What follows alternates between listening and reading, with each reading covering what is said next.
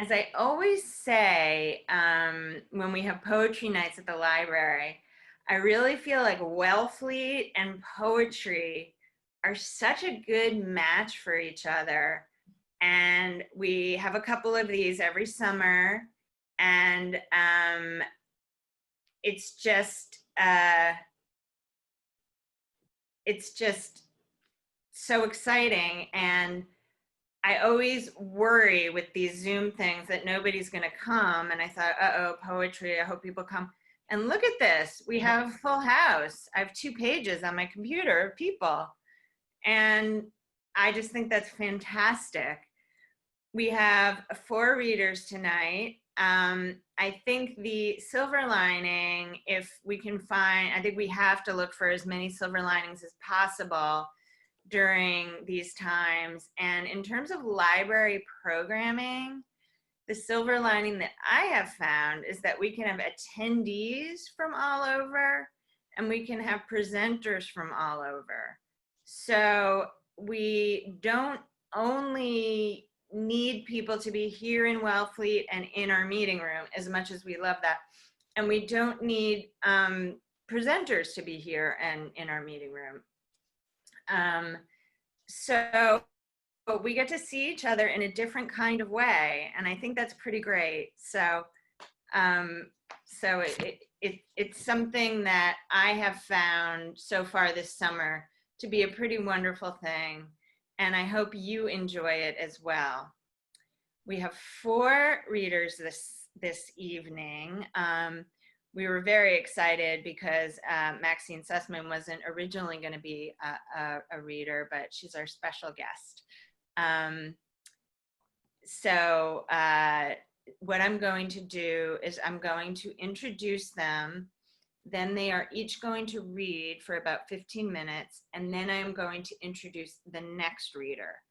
And that way you can have the bio of the reader in your mind while they are doing that reading. So that is how this is going to work. If somehow you accidentally unmute yourself, I'll find you and mute you if you don't remember to do that yourself. So, are you all ready? Let's get going. Our first reader is Tazinia Pinchback, and she is the author of How to Make Pink Confetti of Dancing Girl Press, and that's a 2012 collection. Her poems have appeared in American Poetry Journal, The Aurorian, Up the Staircase Quarterly, and on WOMR's Poets Corner. Her work in progress explores the women's body and illness. Tazinia is an artist in residence for the Cordial Eye Gallery and Artist Space in Hyannis. She blogs at TaziniaPinchback.com. That's her name, all in one.com. And without further ado, I am going to let her unmute herself and start reading. Hello, everyone. Can you all hear me? We can hear you. Do you have a camera? I have a camera, but it is not working for some strange reason. I don't know. So I will try to tweak it in between poems. It seems that I have a brand new laptop as of about a week ago that apparently I don't know how to use because I've lost emails, I've lost files, and now I can't get my Zoom to work, so I'm using my phone, unfortunately. But anyway, thank you for having me. I'm really, really excited to be here. I've read with Lynn a couple of times, and I always enjoy reading Lynn's work and hearing her and reading with her, so I'm glad to have this opportunity to be here. So I am going to do a few pieces, and I wasn't sure exactly what I was going to read because I wanted to stay timely, but at the same time, I'm really working on new pieces and part of the artist residency that I'm doing now, I am looking at work and trying to create work and sort of look at how we can harness joy, especially in times that are not joyful. So my residency sort of coincided with the pandemic and all of our protests and everything going on. So there'll be a mix of pieces. So I'm going to start with a piece that I recently wrote for a Black Lives Matter feature for Oddball magazine. And it is in dedication to my uncle, Lloyd Ashley Pinchback, who is, he was recently inducted into a music academy posthumously for his pioneering efforts in go-go music, which is unique to sort of the DC, Washington, DC area. So the title of this piece is Blood Held Tight in a Roach Clip. Tall tales of these brothers score my youth.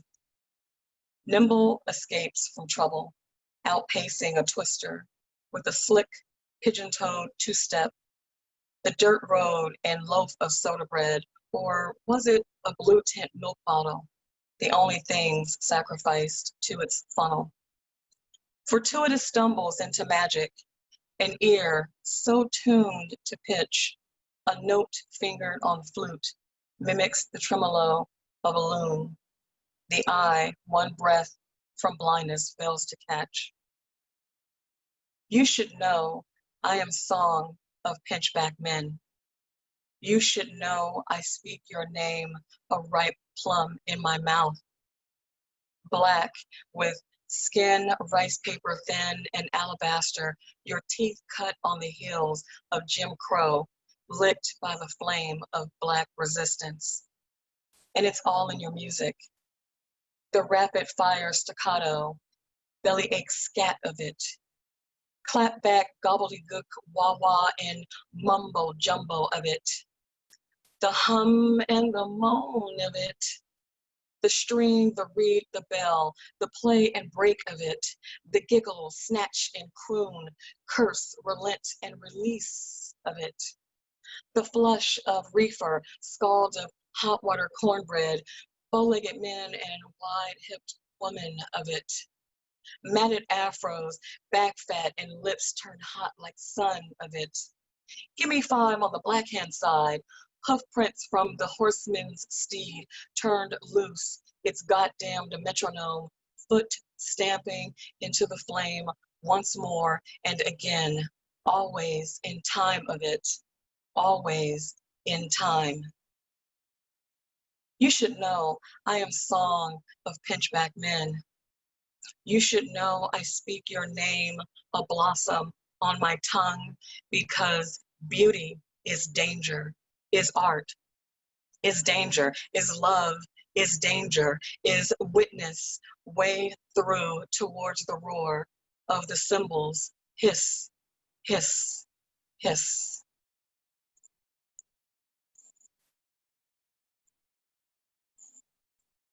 The next piece I'm going to do, I've been working on odes a lot lately. I'm fascinated by odes and fascinated even more by odes to mundane things. I'm really thrilled to celebrate just the everyday things that occur in our life. So this one is Wash Ashore. I live in a hutch by the bay with more windows than rooms, more books than shoes, more teacups, mismatched handles half glued to their porcelain sides than hours in the day. And a sea a few steps from my door that rises twice daily to greet me.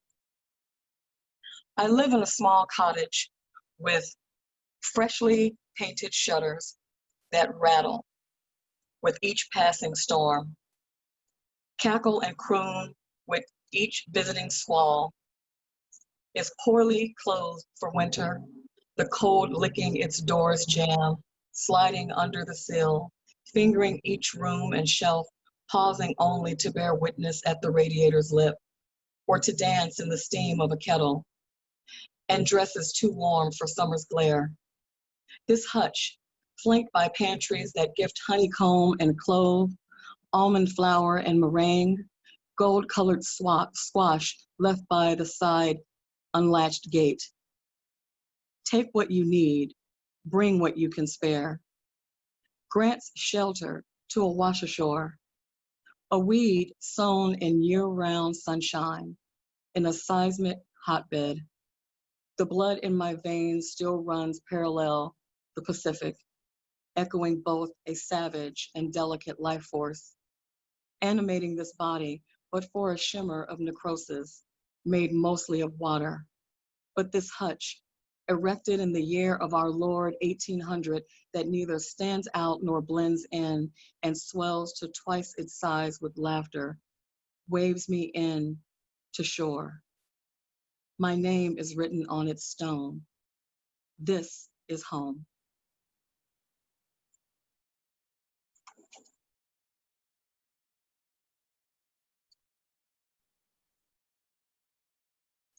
So the next piece is a newer piece that it's probably in progress. I'm sure that I'm going to revise it at some point, but right now, and this is one that I recently worked on for my artist residency. I'm trying to explore with odes, trying to look at ways to ode things that are not necessarily something that we would usually celebrate. For example, I recently wrote an ode to, I think I wrote an ode to mold. My basement flooded, and it also flooded the downstairs, it flooded the downstairs, every room downstairs. It flooded the bathroom, the 2 bedrooms downstairs, and it made a really great mess. And I thought that was an interesting way to capture that.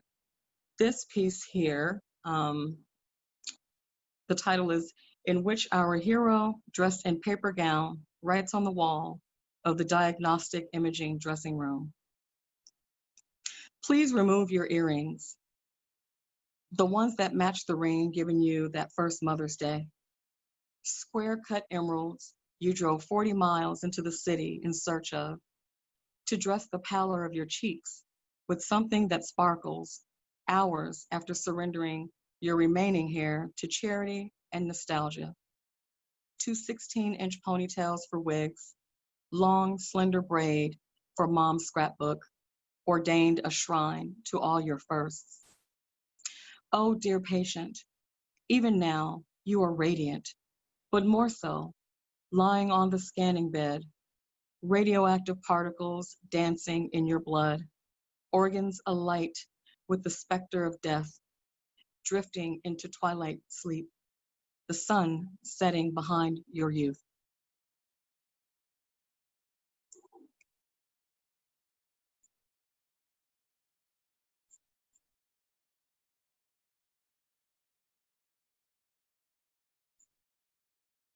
This next piece is the opening to a larger piece.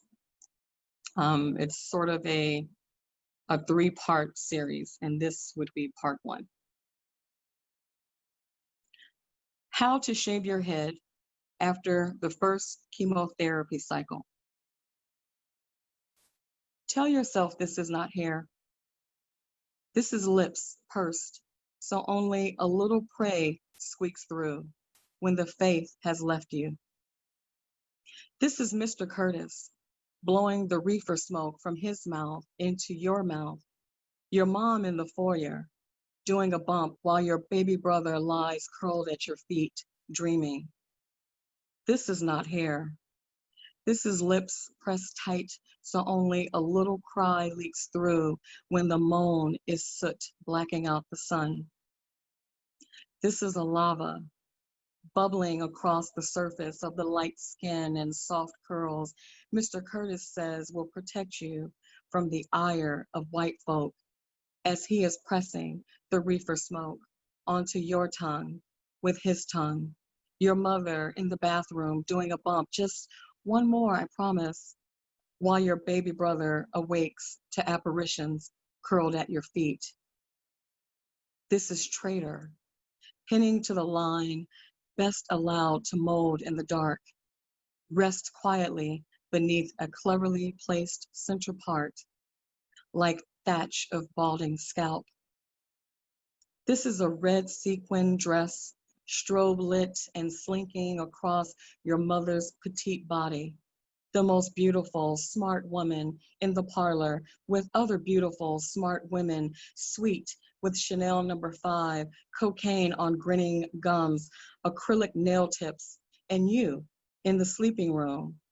Powder blue polyester school romper pulled down to your ankles, belly pressed to a window, staring out over the hills, and maybe even the Hollywood sign if you look just off to the right, he says each time.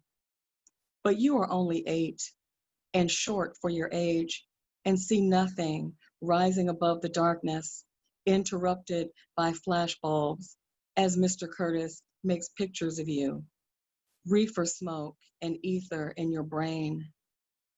You are a babe in Tinseltown, and this is heavy chain to a rusted anchor, worn crossbody, like playing dress up with your mother's pocketbook. This is making your nerves bad, snaking beneath the surface of the light skin and soft curls, Mr. Curtis says, will protect you from the calamity of blackness. This is hand, foot, and tooth fighting for purchase on rock with no promise of a ledge. This is shame. Marionette doll stuffing a lava oozing from its seams, limbs jerking to Parliament Funkadelic long playing record through a haze of Mr. Curtis reefer smoke and your mother's bad math. How many free dime bags moored to your 8-year-old body? This is a knock at the door in the thick of night announcing the rent has come due. What do you owe? What do you own? This is not hair. This is your mask askew. And I am going to read one more piece.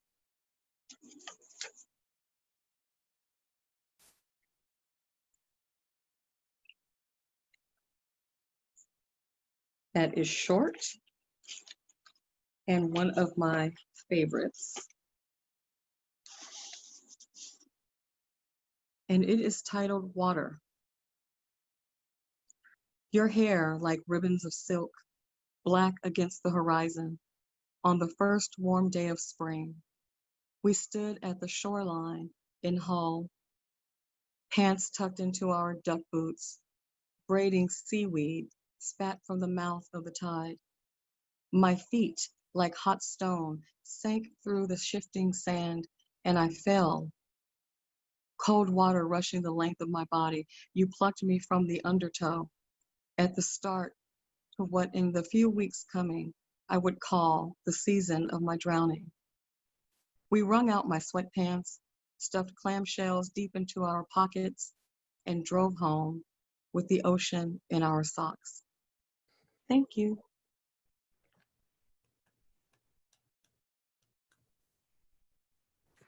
Wow, that was stunning. Stunning. Thank you so much. Thank you, guys. Sorry, I don't have video.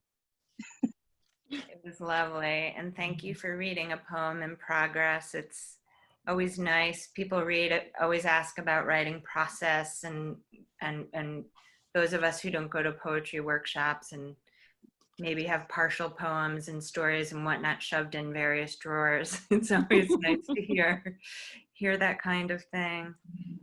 Next, we're going to hear from Maxine Susman, who is a late joiner to this group, and I'm just absolutely thrilled she's here. Her poems appear in Patterson Literary Review, Fourth River, Slant, Earth's Daughters, and many other journals. Province Lands, which was published in 2016, is set on Outer Cape Cod, which she has loved since childhood. My Mother's Medicine of 2019, her 7th book, is about her mother, a young Jewish girl from Brooklyn graduating during the Great Depression from the only all-women's medical school in the country. Okay, Maxine, I think you can unmute yourself and take it away.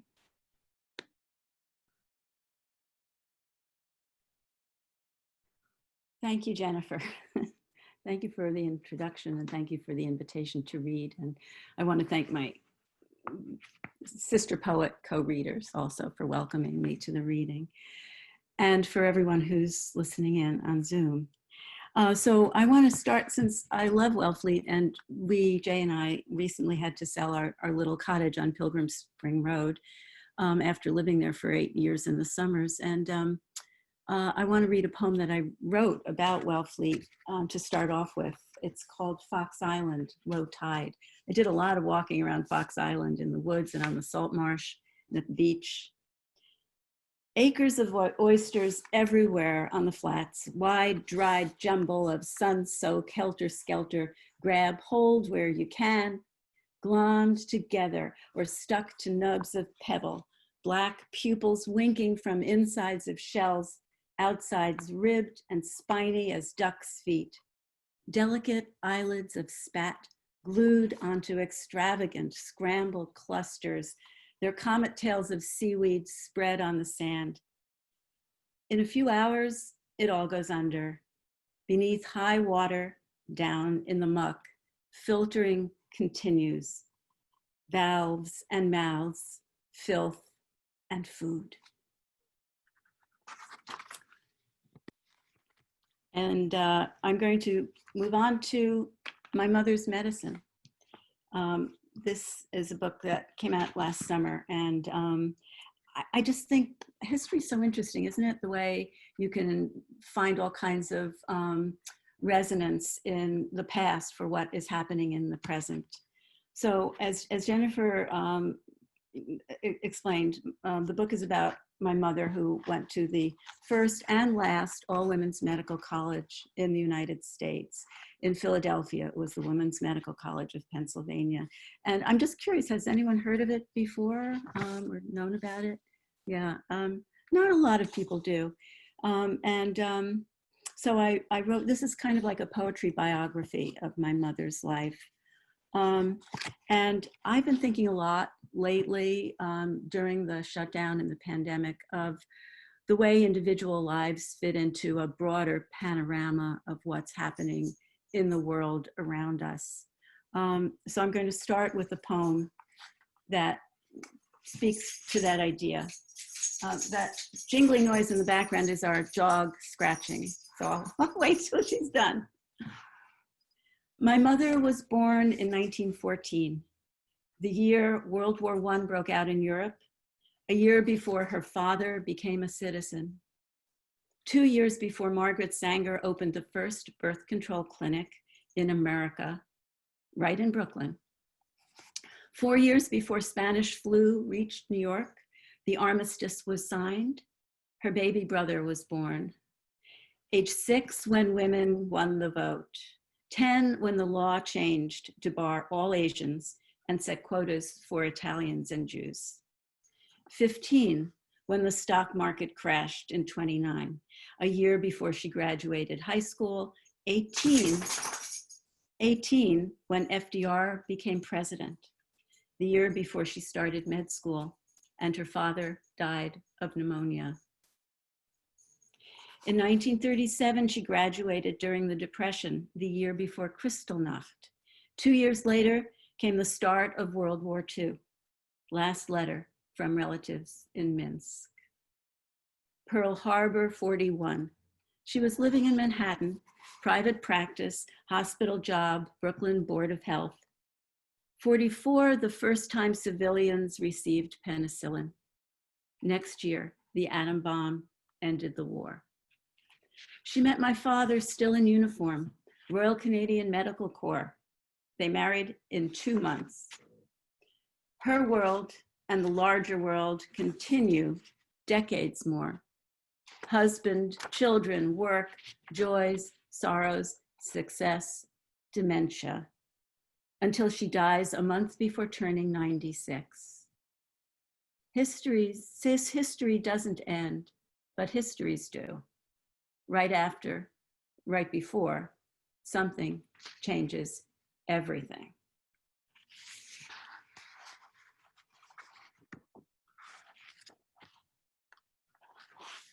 The next poem is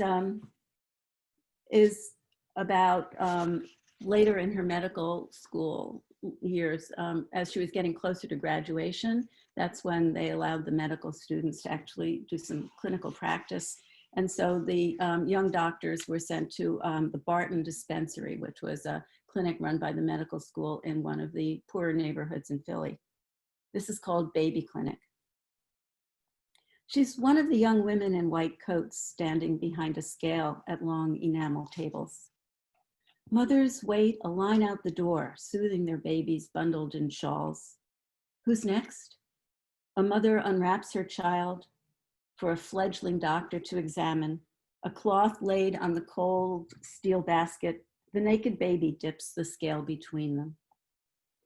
The room fills with noise, bawl of baby cries, taken by surprise, sucking of breast seeking, mother's coos, admiring clucks, hers and the others who press the aureoles of their stethoscopes to tiny chicken chests, try to interpret a babble of accents, gestures, questioning faces. This, the rotation where she's meant to adopt a kind authority, learn to evade struggling little limbs, slide the weights, adjust arrow to notch for a true reading, then give back the infant to its mother. She's starting to enjoy herself, takes a deep breath between babies.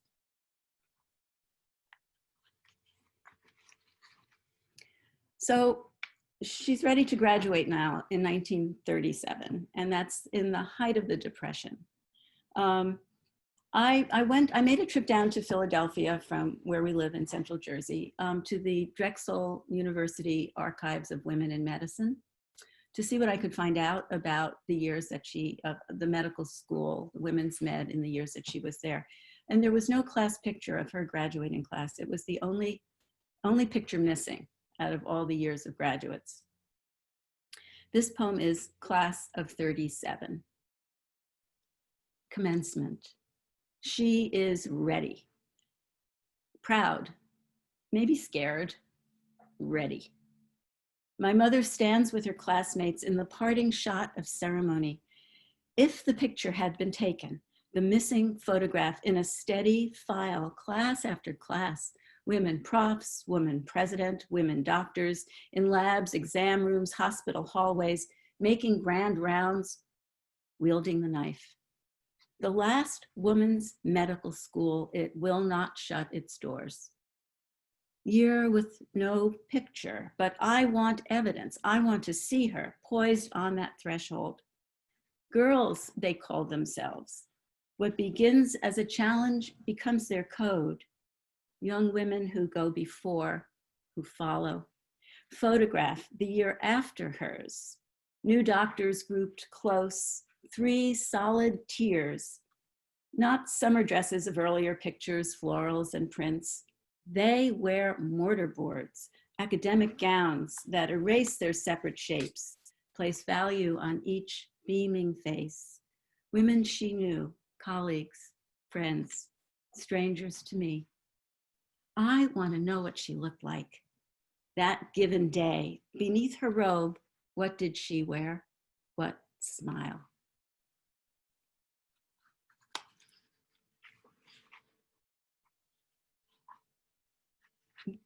This next poem takes place in later years when my mother was in a medical, she was raising us, the three of us, and sharing a medical practice with our father, and they had a home office. It was part of the house. It was a wing of the house. This was in Mount Vernon, New York. And back in those days, if anyone might remember this, doctors often had home offices. This is for my brother and my sister, for Rita and for Bill. Do you remember mom or dad dashing from office to kitchen, reaching in the fridge for the cardboard box where they kept the vaccines? How they used memo pads from drug companies for grocery lists and phone numbers? Do you remember the lab box by the office door, the milk box on the back steps? Do you remember the magazines mom subscribed to, a few weeks on our coffee table before the waiting room? National Geographic, Newsweek, Bazaar, New Yorker. How mom taught us to make hospital corners, to scrub our hands like surgeons so we wouldn't get polio, to be brave when we needed a shot. Do you remember her tea and burnt toast with cottage cheese, getting ready for the office when we went off to school? Then when we got back, she'd be ready for us. The snack she called refreshments, milk and Lorna Doones. How when we stayed home sick, she ran upstairs between patients to see us, felt our foreheads, in the afternoon read us poems, played gin rummy, taught us never to pick up mercury with our fingers if a thermometer broke, though it was fun to do. How her name was Dr. Levin in the office, Mrs. Sussman for our teachers, and for going out with Dad. Do you remember never go to bed angry? Laugh and the world laughs with you, cry and you cry alone. Don't leave the house without a kiss. And I'll close with one more poem, which is also a poem I wrote right in Wellfleet in the Pine Woods, and it's called Meeting. It's the last poem in the book. I'm a day tripper in these woods. Once I find the trail, it becomes the way back, no matter how often I've lost it. My way, the trail, the past, though my steps leave no imprint heading towards you and where you've gone to where I'm going. The trail grows shorter and vivid pale beneath soft needles, past and desire sifted together. Sometimes you simply appear. I haven't foreshadowed your mood, your frame of mind, the clothes you wear, even the year you return from. While other times I summon you, meet me on the trail, conjuring the version of vision you'll bring me, just as once, in no past either of us remembers, I pushed from you, drawn forward into the present world. Thank you.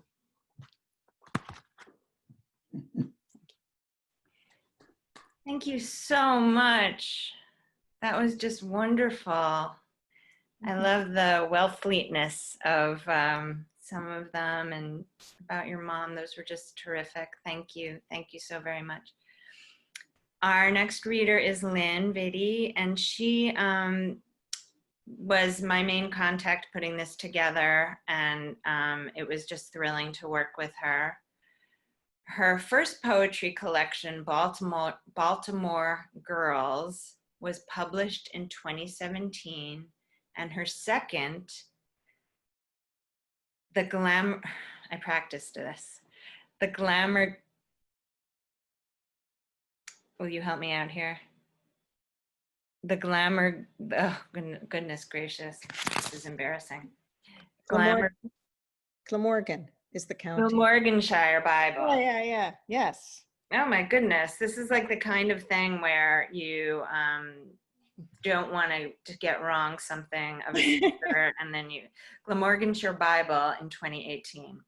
Her short story collection, Going Too Fast, appeared in 2020. Her full-length poetry collection, Dancing at Lake Montebello, is forthcoming in November of this year from Apprentice House Press. Thank you. Thank you, Lynn. I'm going to start with one from my forthcoming collection, Dancing at Lake Montebello, because I see a couple Baltimore connected people on this attendance checkerboard. So I'll read a few Baltimore poems, and then I have some newer ones. This one is called Biography. White girl, born in the city, grew up near the county line. Catholic school, Navy jumper, nuns in white round collars. Negroes only saw them when we went downtown on the streetcar. After North Avenue, when you looked around, hardly any white faces. When the school day was done, the bus filled with teenagers heading deep into the city, their school books stacked under their arms. The boys gave up their seats to the girls. I breathed the air of segregation, taking it in, hardly knowing how it worked in this border state city of unstated rules, takeout only, segregated pools, separate schools, public or private, secular, parochial, separate movie theaters, separate stores. I graduated from saying colored people to Negroes, still everything stayed separate. Brown-skinned bus drivers, trash men, busboys, day cleaning ladies, white teachers, doctors, priests, Girl Scout leaders, hairdressers. My black and white TV world, Nat King Cole, Eartha Kitt, small figures with big, rich voices coming from our Sylvania. They looked so small. That was the air we took into our lymphatic vessels, our blood, our reproductive organs. It was our field vision. It would be years before we'd awake or refuse to see we had not sensed a system behind the screen.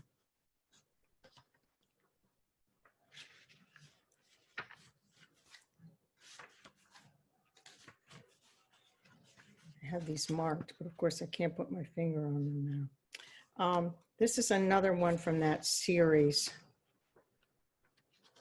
Hope I can find it. Matinee at the Shore. At the candy store near the whitewashed movie house, we spent our nickels on cream caramels and fireballs, stuffed the small bags of sticky sweets into our pockets. We pulled down our t-shirts to hide the evidence. Don't go on the Ferris wheel or the tilt-a-whirl, or sit downstairs at that movie house, the mothers warned, as my older friend and I set out for Division Street. Duane was a tough girl from Dundalk, sassy, full of questions. I was 3 years younger, only half to listen to the mother's rules. Separate sections, balcony, different customs down here. Ensconced in her booth, the ticket lady asked our ages. Duane hesitated. She was tall, looked 12. That meant an adult ticket, 50 cents. All but our last quarter each was gone. We were lucky that day. The woman didn't fuss. She tore 2 gray tickets off the roll, never smiled. I followed Duane's long legs up the wooden staircase, dragged my hand on rough painted wallboards as we went. The candy bag bulged in my pocket. Laughter met us at the landing. Empty seats surrounded us. I didn't like to sit far from others in a dark theater, even for comedies. Duane said, "We can't mix." We'd already broken one law, no candy inside the movies. We might as well break another. But I didn't say a word. After the newsreel, the screen turned to color. Every soul in the balcony cheered. But I slid down low in my seat, stuffed another caramel into my mouth.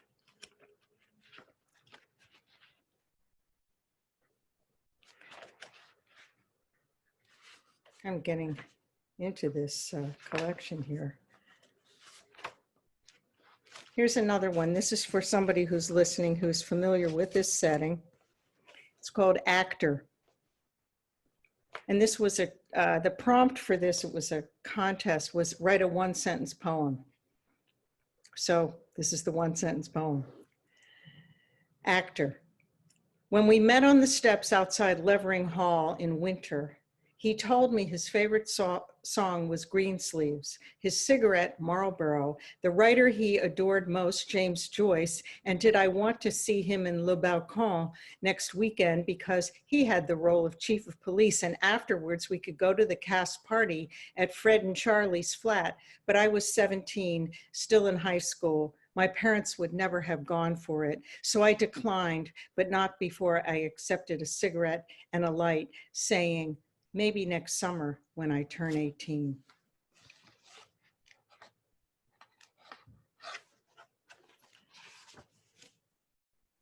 I'll pull one more out here. I should have had these marked, but I changed my mind at the last minute about what I was going to read. So, okay, I probably can't find it.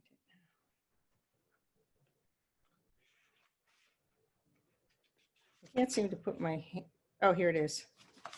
Excellent. This poem is called Charm City, still on the Baltimore theme. And this is one of Baltimore's nicknames, Charm City.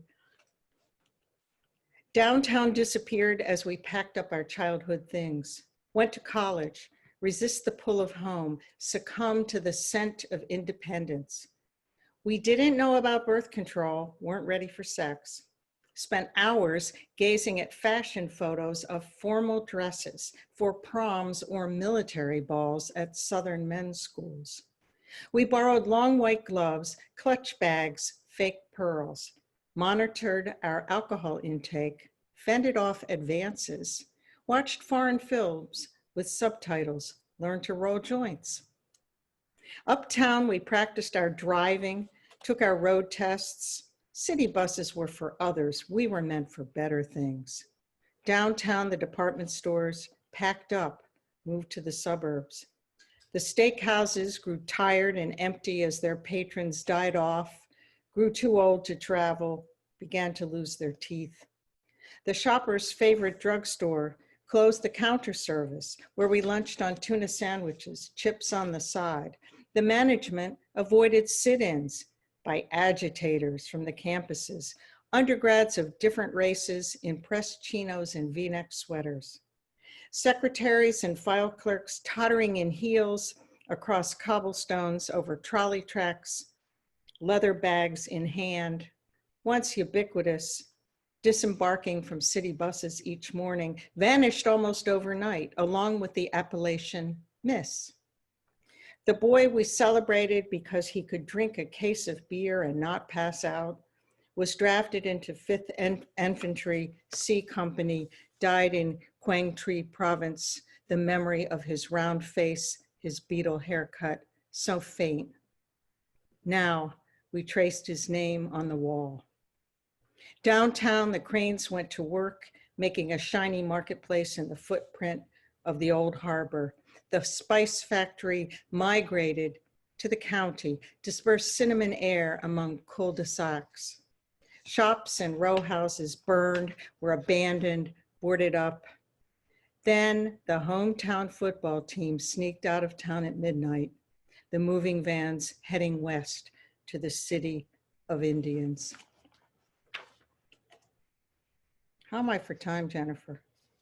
Do I have a couple more minutes, Jennifer? I guess so. I'll sneak a few more in. Okay, enough of Baltimore. I have a couple COVID poems and then I'm going to stop.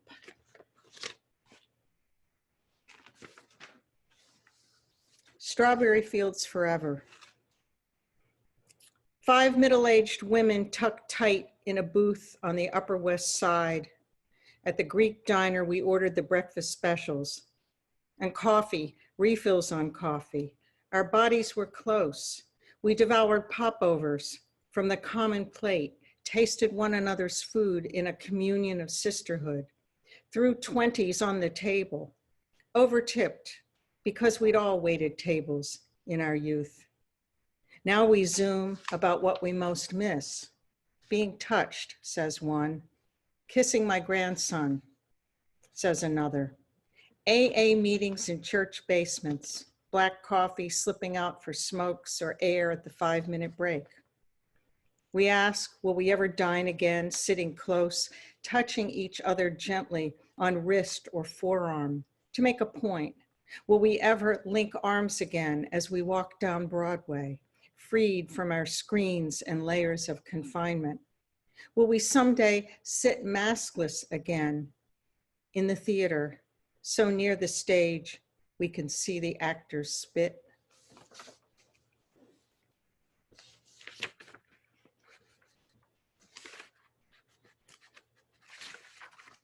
I've got one more and then I'm gonna give Heather a turn.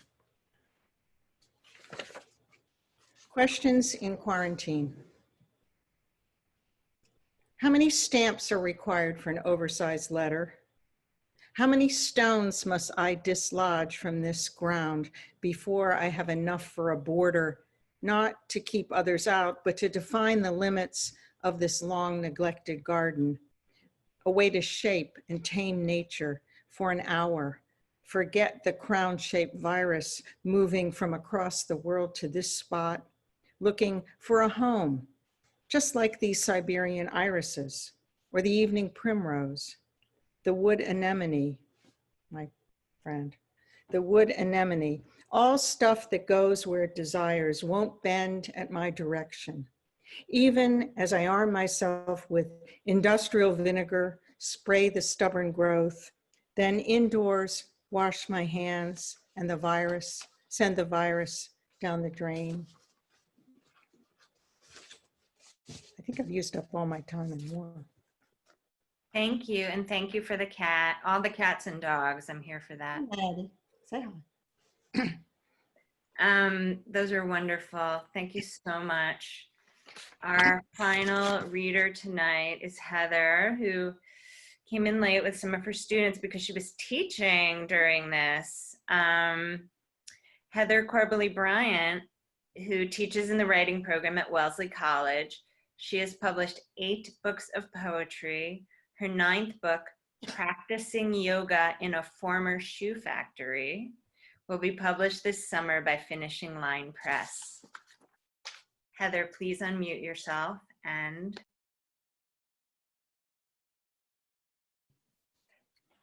Yeah, thank you all for being here, and especially to my students for their patience.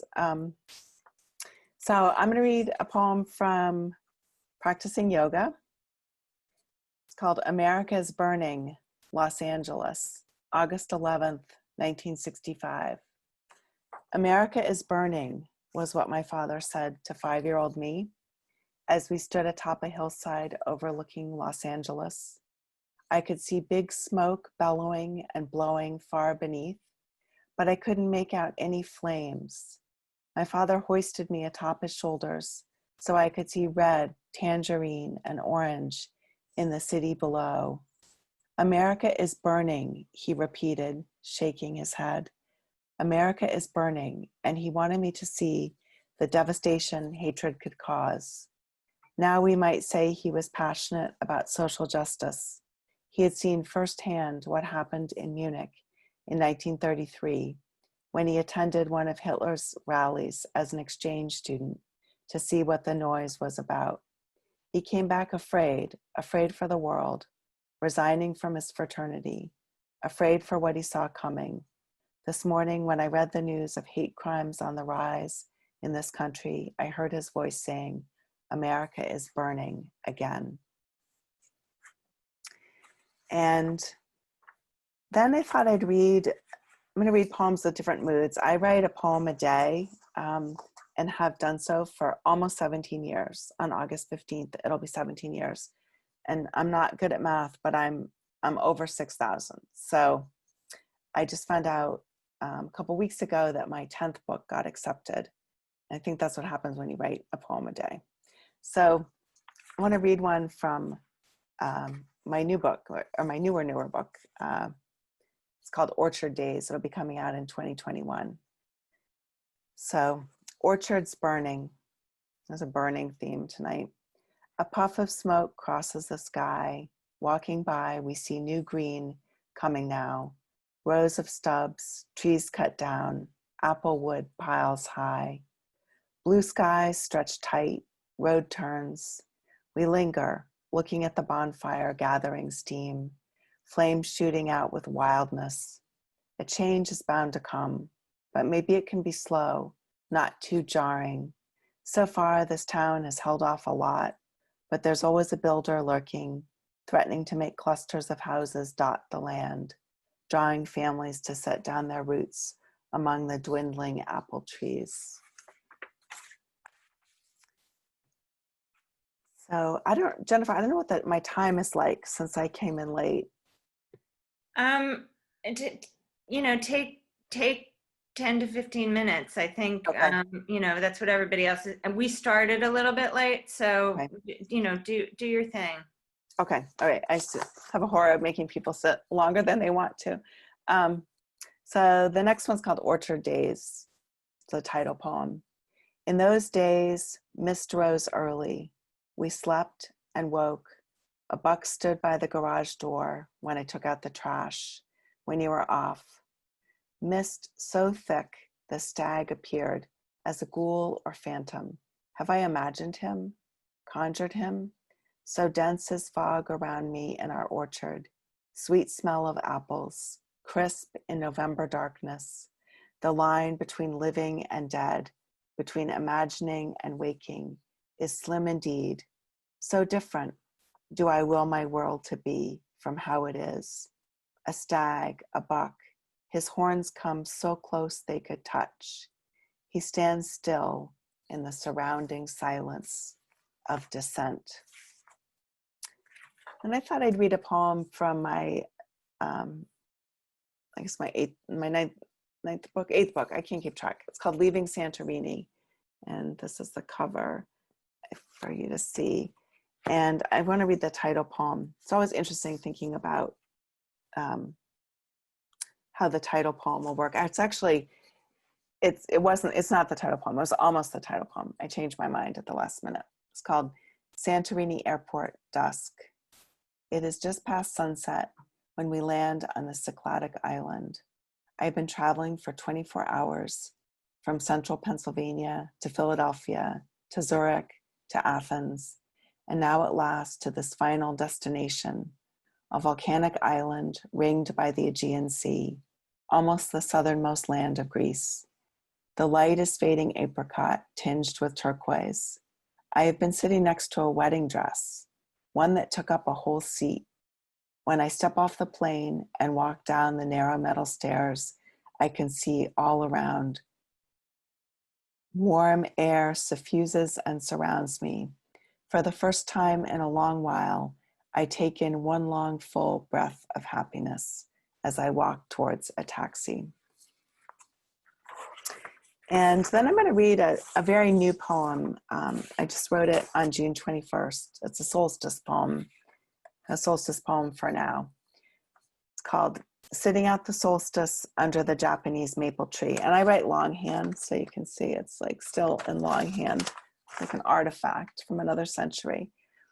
So, sitting beneath green feathered leaves with their cutout shapes, underneath a canopy of grace, a cooling welcome today, when it is 90 degrees in the shade, the experience of being. The sign out front says Black Lives Matter, today and always. Beside slow turtle crossing, children playing, the places we drive by, both haunted and tainted by our lives. We could spend a lifetime redoing everything. Feathered green leaves, casting dappled shadows on my bare white legs. Sitting beside the farm stand, selling garlic scapes, strawberries, and kale. Where do we plant our shoots and cuttings? It is the beginning of grace to retrace my roots, that we can never recoup the shootings, lies, and violence. Beneath their canopy of desire, flying on our wings of hope and act, we can learn from this new beginning. breathing the grace of longing and belonging. We can only start again from where we are now. And then I thought I'd read a July poem. July, I love the sound of July. So I actually once wrote a poem that had July in every line, but it's a bit much. So it's a different one. It's called July Requiem. Hot and late, the moon rises over grassy fields. Like a child's cries, summer insects begin their chorus of voices and songs. Summer sunshine fades with reluctance. Days envelop one another. Night seems short and light. Sleeping vaguely, morning comes too soon. But these summer mornings are all too quick. Steps on terraces fade into stark noons. Stopping to think, these July nights tell us of changes to come. Summer will not stop. Summer is not satisfied with satiation. The moon hangs on its threads, round and orbiting. It seems in no hurry to close our days. And for my students who are listening, that poem, I wrote that poem when I was 19. So it took a long time to find a home, but I was some of your ages when I wrote it. So now Lynn and I are going to share a couple poems, and they come from a very important place to both of us. It's called Old Frog Pond Farm. And every year they sponsor a plein air poetry prompt. And the solstice one I read you is from that. And Lynn and I always go together, and we always walk around the farm. And it's in Harvard, Mass. And it's a wonderful small business to support. It's also obviously a farm to support. And last year the prompt was to write a poem about a sculpture at the garden, because it's also a sculpture garden. So Lynn and I each wrote one, and we're going to read them now for you. And I believe, Lynn, you're going to go first.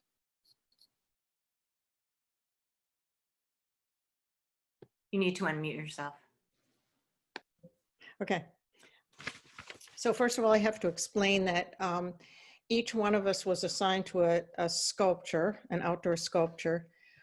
We got to rank the ones that we most liked. And then if we were lucky, we got it was sort of like medical school. If you get a match, that's good, or maybe the second one. So I got this guy and couldn't quite figure him out. He was dressed in kind of a raincoat. He looked like a kind of a slovenly guy, and he had these teapots all over at his feet and was holding all these, looked like little whiskey bottles. I wish I had a picture of him to show you of him, but you can look him up. His name is Vodnik, V-O-D-N-I-K, and he is the legendary water sprite of Czech fairy tales. So this was my statue, my sculpture that I had to write about. I was fascinated by him. So here's his story. The poem is called Vodnik Steps Out. Last week, I was a frog with a long stemmed pipe, my hat green with algae and muck, china pots at my feet, prisons for my acquisitions, suicides, a few souls from unbaptized infants, one drunkard who fell into my watery trap. Take a long look at my work. Don't disturb the top of that teapot. The soul will bubble up to the water's surface to freedom. Who'd do my bidding then? Who'd fetch my pretty waistcoat, my top hat? Who'd roust my water nymph daughters to help me drag swimmers to the river floor? Today I'll dress up like a gentleman, conceal my fish scales, fish tail.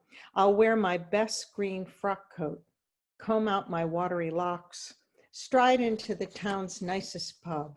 I'll conceal my webbed fingers in workman's gloves, down a glass or two of Slivovitz. Tomorrow it's back to stringing pretty ribbons, setting hand mirrors in the pool, in the pond, to disorient the unwary, the boastful. Fishermen will offer me the first of their catch.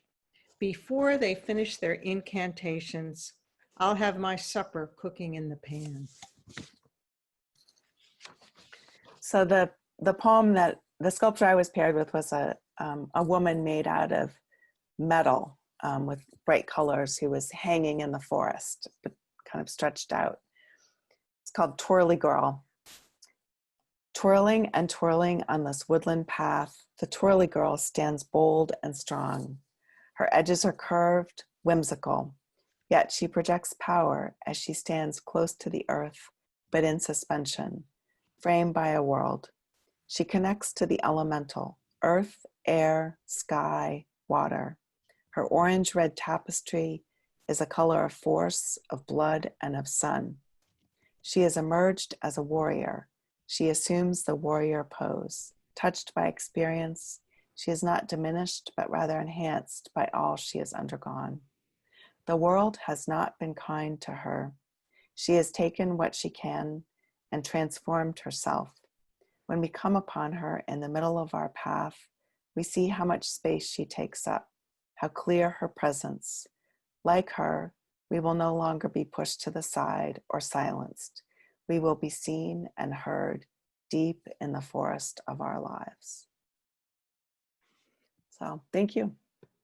Thank you. Thank you all. This was amazing. And like I said before, poetry and Wellfleet just go together so much and so well. And every summer we always have a few poetry readings. And I'm so thrilled that this worked out in the Zoom format. I was worried, and here we are having a silver lining of people from all over the country being able to both participate and listen in and watch. A couple of poetry announcements before we finish. The first one is we do have another poetry night on Monday, August 17th. Poet Martha Collins will be reading with Sharon Dunn, and John Benani of the Cape Cod Poetry Review will be curating that evening. So if you're interested in more poetry, please come to that. The second thing is, for those of you who are on here early, I mentioned that on the homepage of our website, wellfleetlibrary.org, we have an art show called Isolation Inspiration, and it is art that people have either made during the governor's order to stay home, or that was pieces they'd already made that they felt really went with the idea of being isolated. So far, I've heard a lot of you read poems either about this time or about issues that happened during this time, social unrest, racial unrest, and we are going to be putting a call out for literature having to do with this time period and create some kind of online, I was calling it a quarantine, which I didn't make that up. I wish I did. So I don't know if I'm going to call it something else, but and it's going to be poetry and short story and play and chapters, and I don't know. It's going to have word limits because it can't be a bazillion pages long, but something like that. And so I will forward that around and make sure you get it. And I really want people of all levels. I mean, if you look at our art exhibit, you'll see that there are people on there who are incredibly well, artists that have exhibited everywhere, as well as people who painted their first piece ever while they were in quarantine. And if you hover over each piece, you can see their artist statement, a brief little artist statement. And I want our literature piece to be similar, and there are people from all over that contributed. So I'm really hoping that the literature one will have a similar feel. Because again, we're looking for creative ways to, I don't know, make lemonade out of this time where we are all separate. And I've already heard poetry from you all that seems to be inspired by COVID, isolation, and what is going on around us. Again, my name is Jennifer Wertgen. I am the director, I don't even think I said that at the beginning, but I'm the director of the Wellfleet Library. Thank you so much for joining us. I look forward to seeing you all again at poetry events, at literature events, at our other events. Check out our homepage. I don't have everything listed on there yet, but pretty soon I will. And I really and truly hope to see you again. Thank you again to all of our poets tonight. And I am going to make sure I have all of your books in our collection. We are doing curbside pickup. And so for those of you in town, please make sure to request those and read them. And for the rest of you, please buy them. Take care. Thank you. Thank you. Thank All you. right. Thank Good you. night. Everybody. Thank you. Bye-bye.